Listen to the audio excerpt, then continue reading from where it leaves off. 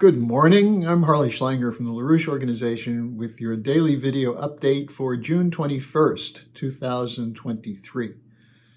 The question I'm going to look at today is whether the tide is beginning to shift in the United States and Europe against NATO's war.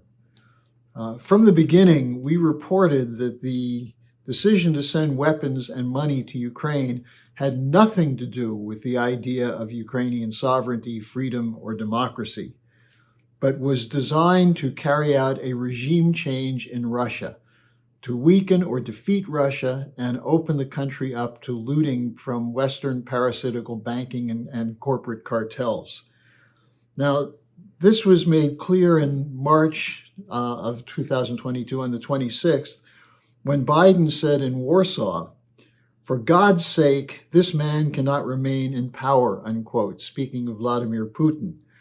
And he called for imposing swift and punishing costs on Russia. This was followed up a month later in April 2022 at the Ramstein Ukraine Contact Group, the first meeting that took place in Germany, where Secretary of Defense Lloyd Austin said, "We want to see Russia weakened," unquote. Now, the line from NATO from the beginning was that Russia's military actions in Ukraine were unprovoked, and therefore the world had to come together to punish Russia. Now, this statement left out the whole history, as though the history of the situation in Ukraine began on that February day in 2022 when Russian troops moved into Ukraine. It leaves out the U.S. role in February 2014 in carrying out the regime change coup against the democratically elected Yanukovych government, which was run by Obama, Biden, and Victoria Nuland as the point person on the ground. Following this coup, there was an attack by Ukrainian military forces on the population in the Donbass in eastern Ukraine, which rejected the coup, which didn't want to live under this new regime. And there were two important developments that show that the goals articulated by Austin and Biden mean that the U.S. is actually committed to a permanent war against Russia, which has been confirmed by recent NATO defense ministers' meetings and pledges to continue the flow of weapons until the end. Now, the two examples I want to focus on is first, the violation of the Minsk Agreement. This was an agreement signed by Germany and France with Ukraine and Russia, with the United States as a participant, to ensure that it happens. The intent of the Minsk Agreement was supposedly to achieve a settlement of the fighting going on in the Donbass. But as was admitted by France's President Hollande, Germany's Chancellor Merkel, and Ukraine's President Poroshenko, the intention was never to have peace with the people who were under attack in the Donbass, but to buy time to arm and train Ukrainian military forces to go to war against Russia. Then Zelensky, in May of 2019, was elected president on a pledge to implement the Minsk Accords. Did he not know what Poroshenko and Hollande and Merkel had in mind? He said he would seek unity of Ukraine and peace with Russia, but under threats from the Nazi segments of the Ukraine Defense and Security Forces, who said if he followed through with his pledge to implement Minsk, he would be found hanging from a tree in a park in Kiev. Zelensky turned against this pledge and began to align himself with NATO in its war against Russia. Now, the second example is the rejection of the peace agreement reached in Turkey in March of 2022.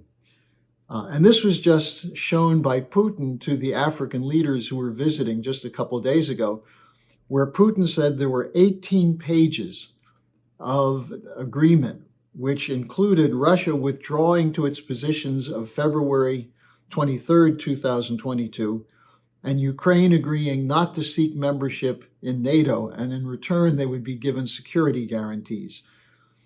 This was initialed by the Ukrainian delegation, as Putin showed to the African leaders who were visiting. But on April 9th, 2022, Boris Johnson, the completely discredited liar who was the former Prime Minister of the United Kingdom, told Zelensky not to accept the deal in return for more aid for the war. Johnson said after his trip there, quote, "I made it clear that the United Kingdom stands unwaveringly with them in this ongoing fight, and we are in it for the long run," unquote. Now, a further aspect of the peace negotiations is that one of the Ukrainian negotiators, they had two teams, one in Turkey, which had the agreement that Putin showed. The other one was talks in Belarus. And following those talks, one of the team members of the Ukrainian government, Denis Kirev, was shot and killed by Ukrainian security forces on his way back from Belarus. Initially, the Ukrainians accused the Russians of opening fire on the car, but later one of the leaders of the Ukrainian security force admitted that he was executed as a traitor. Again, what does this show? No commitment to a peace settlement. So the war continues. Now, the danger is that Biden's handlers have concluded that unless Ukraine is successful in this so-called counteroffensive, Biden could lose the election. Because the people will ask the question, why do we spend all these billions of dollars and put ourselves in risk of a nuclear war for nothing? Well, that's the question that Biden is trying to answer by an escalation. Now, support for the war is getting more shallow in the United States because the billions spent are not succeeding, and the danger of nuclear war is becoming recognized by a growing number of people. So we're seeing an emergence in the political spectrum of the 2024 election turning against Biden in this war. Yesterday, I reported on statements by former President Donald Trump, who said that Biden and the war hawks of the military-industrial complex want this war, but he, Trump, wants peace. He wants an end to the killing. Well, yesterday, Robert F. Kennedy Jr. gave a speech in which he reiterated the same basic point. In a tweet before his speech last night about the sabotage by Biden of the peace agreement, Kennedy Jr. said, quote, "I call upon President Biden to issue two apologies. One, to the American people for misleading them into supporting an ugly proxy war on false pretenses."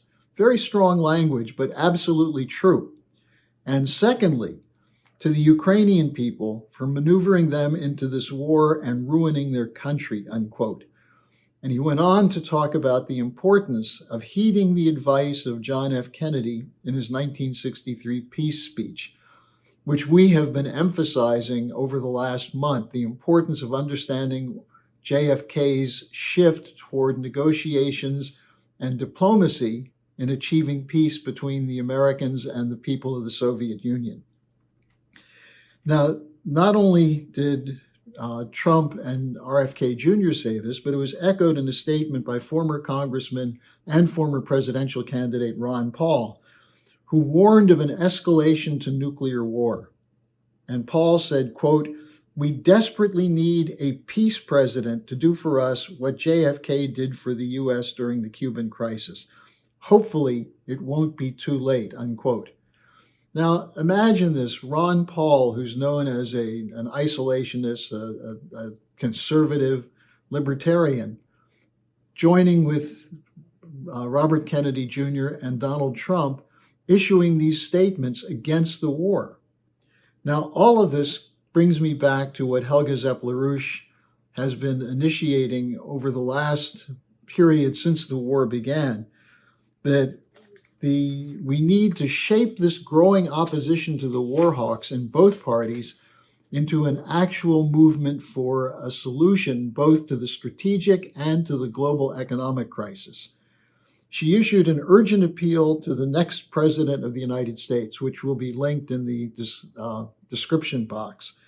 She also drafted 10 principles of a new international security and development architecture, which take us beyond merely being anti-war into actually looking at the conditions in which peace can be guaranteed. Now, I know many of you are cynical about this. You say no one's going to listen. Uh, we don't see the potential for this happening. And as a result, you sit there maybe whining, maybe complaining, maybe hoping, but not doing anything. But what we see is motion globally, and now reflected increasingly in the United States and Europe, responding to Helga Zepp-LaRouche's initiatives and the emphasis on JFK's message in that June 10th, 1963 speech. We're seeing it from leaders of the nations of the global South, who are taking this as a potential to put an end to colonialism forever, which is what President Putin said in his speech to the St. Petersburg International Economic Forum last week. We also see it in these statements of Trump and RFK Jr. and Ron Paul.